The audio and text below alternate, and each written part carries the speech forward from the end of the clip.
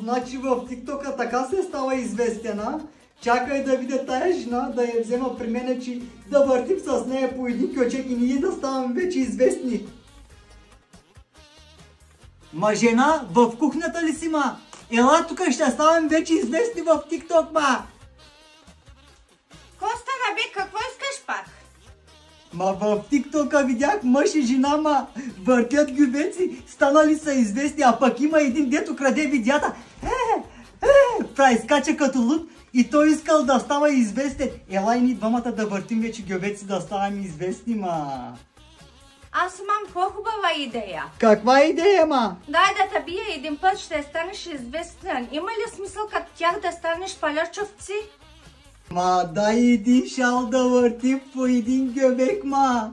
Абе, сега ще ти дам един гюбек. Ама добре, ма, разбрах, ма. Нека хората да въртят гюбеци и другите да крадат видеа. Ти само мисли да ме биеш мене. Айде, разбрах, че няма да ставаме известни.